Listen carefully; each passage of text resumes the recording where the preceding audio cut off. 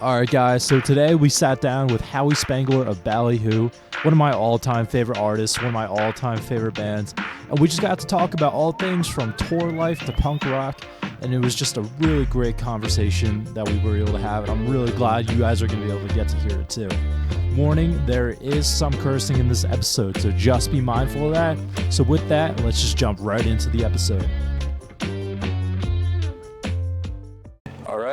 Welcome to the second episode of Backstage with DJ and the crew, and we are joined by one of my all-time favorite artists, and I'm still trying to figure out how we even got here, but we are with Howi Spangler of Ballyhoo. What's up?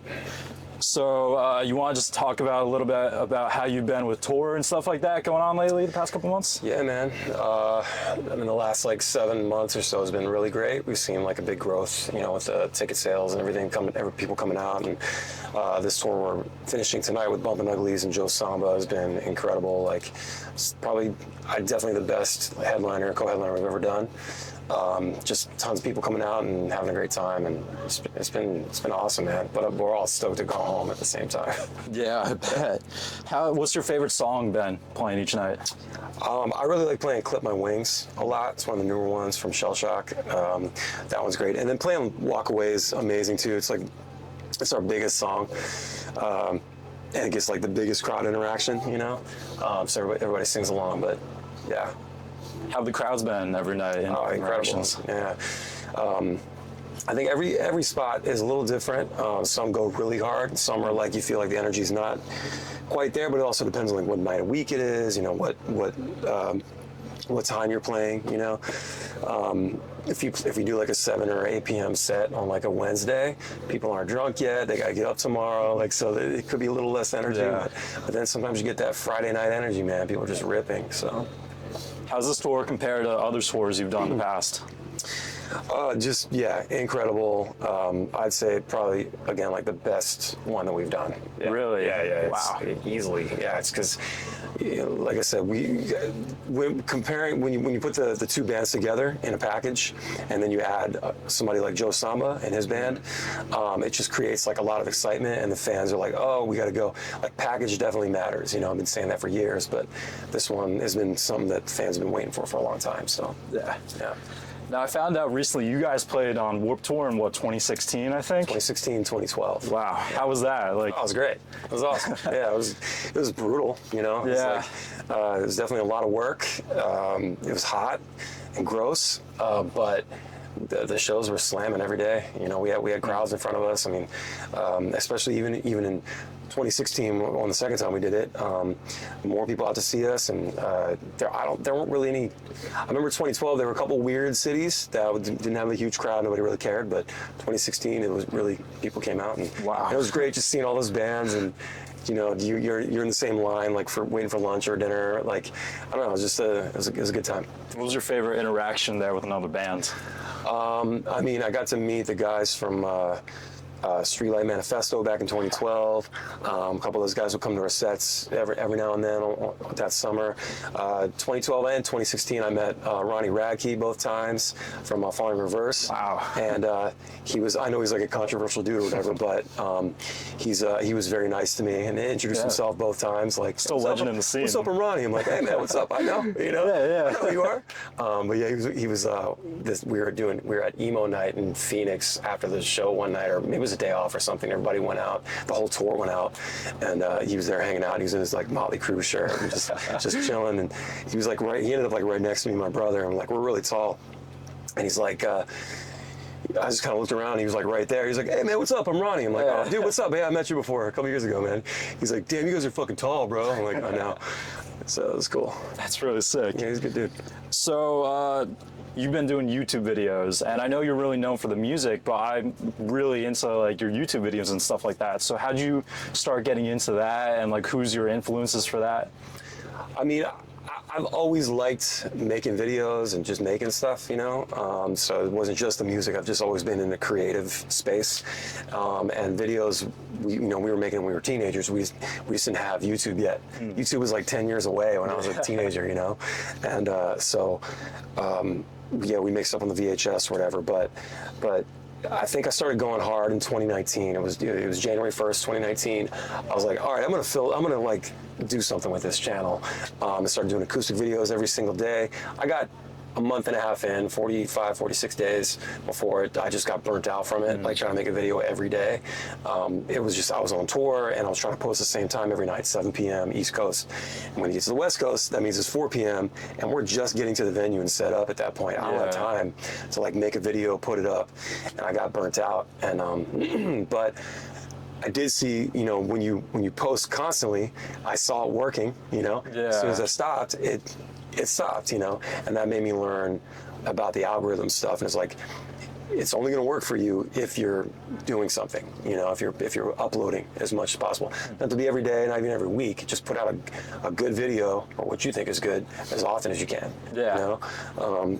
So I always stress too about like, just don't worry about trying to make videos for everyone else. Make it for yourself, because there are people out there that will like what you're doing. And so the world is so big, man. You know, the world is so big that like there's an audience for everybody, you know. So you just gotta figure out what that is. Yeah, I'm 19. I just finished my first year of college and I'm starting to figure out everything. So like hearing you talk about that, it's definitely really inspiring for me as a creator. Great. That's great. So I just got a couple fun questions just to wrap it up. Sure.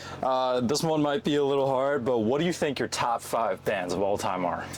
My top 5 bands of all time, Green Day. Green Day is my favorite band of all time for sure. Man, this is a tough one. Nirvana, Sublime, 311. I love 311. Man, it's hard. Stone Temple Pilots. That band, I'm a 90s kid, so it's like, that was like, those bands right there are like defined, you know, my approach to music, you know, whatever, like melody and just good songs, like everything's well structured and it's sing along, and I just love all that, you know. So I guess we're like a mishmash of all that in some way. What would you say your top 5 songs of all time are, or at least in your rotation right now?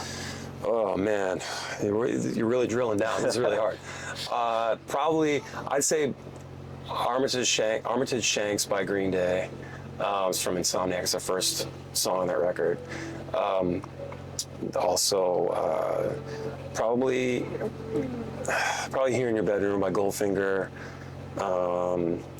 Sublime, probably Same in the End, or 40 Ounce, one of those, maybe STP, yeah, I forgot about STP. Yeah, I mean, dude, that's really hard. That's really hard. Nirvana, oh God, Serve the Servants, or I don't know. There's so many good ones, man. It's hard to pick. It is, yeah. Yeah. Not a Girl. Like, there's just so many good songs.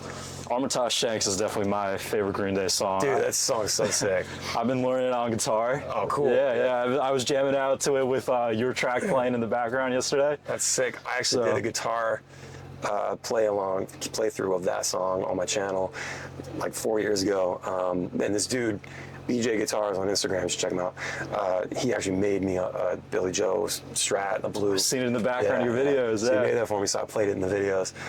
But yeah, that one actually, side note, I remember when the VMAs came on in '94, Green Day was playing, and I stayed up, of course, and I had to videotape it. I recorded on the VCR, kids. And they came on and they played that song, and it was an unreleased song. And you know, a lot of bands are going to play the song that's out right now as their single or whatever. Like they should have played Basket Case probably. Yeah. Right? But they played Armitage Shanks, which is an unreleased song at this point. It didn't come out for a year, and I'm like, whoa, like losing my mind. And they're playing. It was just such a fun song. You know, it's a big memories for that. People always talk about if they could go back in time to like something in history, like mine would be music. Just like any of my favorite musicians, like that's what I would go back to. Like screw history. Like I just want to go see music. I want to see these bands play. Yeah, exactly.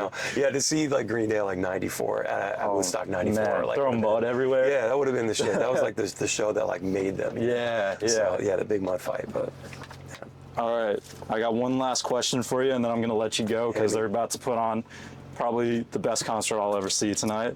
it's happening. It's just going down right here. So what advice do you have for all the aspiring musicians and YouTubers out there? Make what you want to make. Do what you want to do. Don't let people tell you, you need to do this, you need to do that. Like, do the thing that you know how to do. And it's okay to take constructive criticism and, you know, maybe get some advice and stuff, but at the end of the day, it's your decision. And it's going to take a long time. It's going to take a long fucking time. And, you know, there's ways to make it happen a little faster, but there are no shortcuts, you know, and that sounds, you know, a lot of people say that, but it's true. There's no fucking shortcuts, man. Just keep doing what you do. There will be an audience that will find you, and just keep putting stuff out because you love it. You love it. You know, it's not, I need to get one out for the algorithm. It's like, no, do it because you want to do it. When I make videos, I'm doing it because I have fun. Otherwise, I'd be making videos every other day because I know that this is how it's supposed to go, right? Well, some days I don't feel like doing a video. I don't feel like writing a song. I don't feel like doing something. So I do it when I'm ready, you know, instead of forcing it. And yeah, don't force it. Keep making this shit and just be consistent. Just keep going, you know? Yeah. I love that. Yeah, man. All right. If you want to plug any of your socials, merch, any new music you got going on? Yeah, just Ballyhoo's everywhere. Ballyhoo Rocks, like on all the socials, and then YouTube, we're on there as well. As far as new music, we're writing and stuff. Our new record, Shell Shock, is still having a nice heyday right now. It came out last year, but people are still finding it, and it's our biggest release to date. People seem to enjoy it. We were writing, hopefully gonna have some new singles or something out in the next couple months, maybe fall, and then maybe record number 10 next year, hopefully. So, yeah. Yeah, we're everywhere. All right, we're looking forward to it. Yeah, man. Maybe if I could grab a picture with you and an autograph before we head out. 100%. I'd love it. All right. Thank you so much for doing of this. course, bro. Thanks for having me. Thank you so much. All right.